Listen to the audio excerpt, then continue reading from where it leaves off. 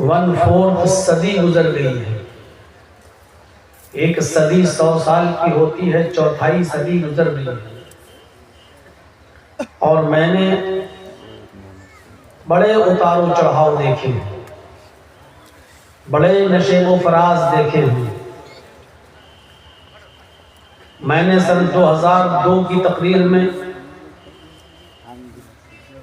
جو نارائن کھیڑ کے اندر ہوئی تھی آندھرا میں نے وہ منظر بھی دیکھا ہے کہ میری تقریر ختم ہونے سے پہلے 6-7 لوگوں نے اپنے گھروں سے ٹی وی لا کر اسٹیج پر پہنچ کر اور زمین پر اپنی اپنی ٹی ویوں کو پٹک دیا تھا اور توڑ دیا تھا. میں نے وہ منظر بھی دیکھا ہے. کچھ اچھے اثرات بھی دیکھے ہیں اور لوگوں کو چینج ہوتے ہوئے اور بدلتے ہوئے بھی دیکھا ہے. میں ایسے 1-2 نہیں، سینکڑوں لوگوں کو جانتا ہوں کہ جب ان سے ملاقات ہوتی ہے تو وہ کہتے ہیں کہ مولانا صاحب آج الحمدللہ میں اہل حدیث ہوں اور میرے اہل حدیث ہونے میں آپ کی تقریروں کا رول ہے. آپ کی تقریریں سن سن کر میں راہ حق پر آ گیا. میں نے ان جلسوں کے اچھے اثرات بھی دیکھے، میں نے ان جلسوں کے نقصانات بھی دیکھے. جلسے اپنی جگہ پر ہو رہے ہیں لیکن جلسوں میں میلے اور ٹھیلوں کو لگتا ہوا بھی دیکھا. جلسوں کے اندر مرد اور عورتوں کا اختلاط بھی دیکھا. جلسوں کے اندر دکانوں پر مردوں اور عورتوں کی بھیڑ بھی دیکھی. اور بہت ہی معذرت کے ساتھ مجھے یہ کہنے میں بھی کوئی جھجک محسوس نہیں ہو رہی ہے، میں نے انہی جلسوں میں، جلسوں کے باہر کسی کھیت میں لڑکے اور لڑکیوں کو غلط کام کرتے ہوئے پکڑتے ہوئے کمیٹی کے لوگوں کو بھی دیکھا ہے، جن کو بٹھایا گیا، پنچایتیں بٹھائی گئی اور پھر جرمانہ ان کے اوپر لگایا گیا. میں نے ان چیزوں کو بھی غور سے دیکھا. میرے بھائیوں، جلسے کے اثرات ہماری زندگی پر مرتب ہونا چاہیے. وہ اب نہیں ہو رہے. جیسے جیسے سوشل میڈیا آگے بڑھتی جا رہی ہے اور زمانہ ترقی کرتا جا رہا ہے، ہم یہ دیکھ رہے ہیں کہ لوگوں میں بگاڑ بھی پیدا ہوتا جا رہا ہے. اب صورت یہ ہو گئی ہے کہ آپ چیختے رہو، چلاتے رہو، بولتے رہو، لیکن آپ بولتے رہیے، ہم سنتے رہیں گے. آپ کا کام ہے بولنا اور ہمارا کام ہے سننا. ہم کریں گے وہی جو ہم اور ہمارے باپ دادا کرتے چلے آئے ہیں. جیسے ایک شخص آگے آگے چل رہا ہے اور 4 ویلر والا اس کے پیچھے پیچھے چل رہا ہے. 4 ویلر والا ہارن بجا رہا ہے لیکن اس کے آگے جو آدمی چل رہا ہے وہ راستہ نہیں دے رہا ہے. اس نے دوبارہ ہارن بجایا، وہ آگے چل رہا ہے، راستہ نہیں دے رہا ہے. اس نے تیسری بار، چوتھی بار، 5ویں بار بھی ہارن بجایا لیکن آگے والا آدمی سن ہی نہیں رہا ہے، بس چلے چلا جا رہا ہے.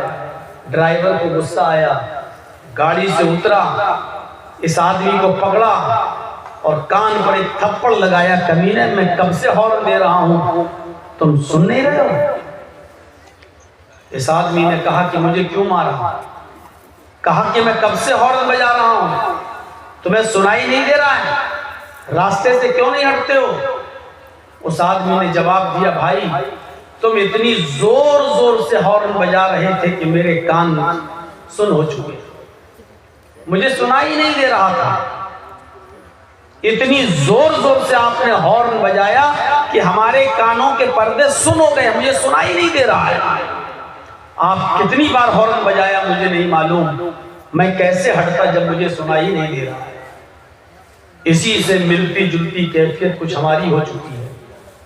कितने मौलवी बोलते हैं, चीखते हैं, चिल्लाते हैं, कुरान की आयतें पढ़ते हैं, जहन्नम का जिक्र करते हैं, अज़ाबे कब्र बयान करते हैं, रो रो कर जहन्नम के हालात का तज़किरा करते हैं, क़यामत की निशानियां बताते हैं, लेकिन हम सुनाई नहीं दे रहा है हमें।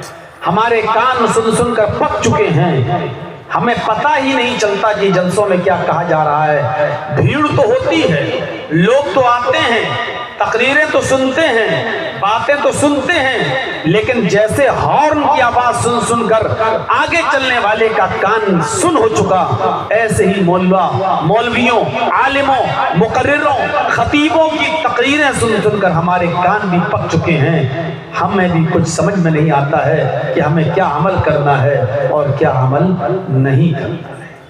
आज यही सूरत है। एक बीमारी है जिसको बोला जाता है डायरिया, जिसमें इंसान को लूज मोशन हो जाता है। जो कुछ भी खाता है वो पेट के रास्ते से बाहर निकल जाता है, उसको पानी की तरह लैट्रिनें होती हैं, और जो कुछ भी खाया वो बॉडी को नहीं लगता, उसका ब्लड नहीं बनता। जो खाया वो पेट में गया और लीवर का फंक्शन उसका बिगड़ा हुआ है, इसलिए लूज मोशन की शक्ल में वो दूसरे रास्ते से जो कुछ भी खाया वो बाहर आ गया। इस बीमारी को कहा जाता है डायरिया।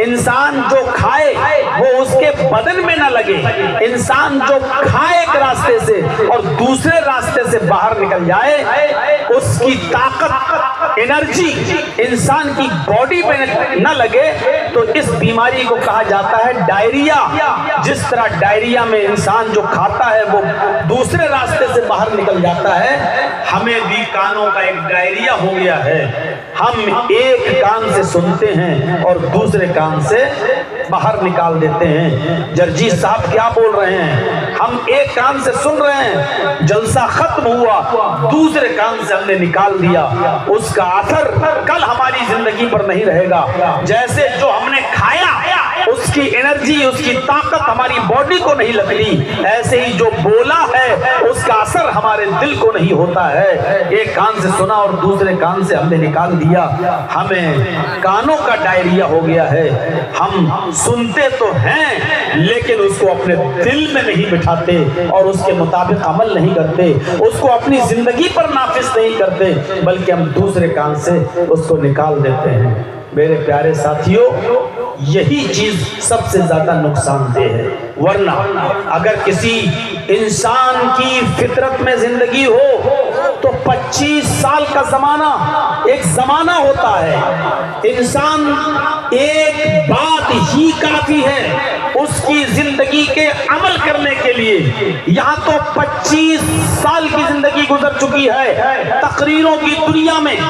जहेज अभी खत्म नहीं हुआ, जुआ अभी खत्म नहीं हुआ, शराब अपने जोरों शोरों पर है, सारी बुराइयां हमारे मुआशरे के अंदर है, बेपर्दगी आम हो चुकी है, और बेहयाई की हालत तो यह है कि हमारी बेटियों और बहनों के जिस्म से कपड़े उतर चुके हैं। शॉर्ट कपड़ों में इंस्टाग्राम पर आकर, टिकटॉक पर आकर गंदी वीडियो बनाकर अपलोड करके आज वो हजारों रुपया कमा रही हैं। और आओ हमारे लखनऊ की तरफ तो आपको बड़े बड़े हाजियों, बड़े बड़े नमाजियों, बड़े बड़े मुल्ला और मौलवियों की बेटियां भी जिनके सरों से दुपट्टे उतर चुके हैं, बेहयाई का लिबासा वो पहन चुकी हैं, और लेगियों में, स्कर्टों में, ब्रा में और पैंटीज में वो अपनी इंस्टाग्राम पर वीडियो को अपलोड कर रही हैं। जब हाजियों की, नमाजियों की, हाफिजों की, कारियों की, मौलवियों की बेटियों का जब ये हाल हो तो फिर मेरे भाइयों उम्मीदें किससे लगाई जाएं और किससे उम्मीद की जा सकती है कि हमारी बेटियों को की इस्लाह वो करेगा। काबिल गौर है और मकाम गौर है। आपका कौन सा चैनल है? ایسے ہی چھوٹا موٹا کون سا چینل کا نام بتاؤ نا. ایسے ہی جلسہ ہاں؟ جلسہ کا نہیں. آپ کو منع کیا یہ سب لگے ہوئے ہیں تو پھر سب کو اتروانے کا فائدہ کیا ہوگا؟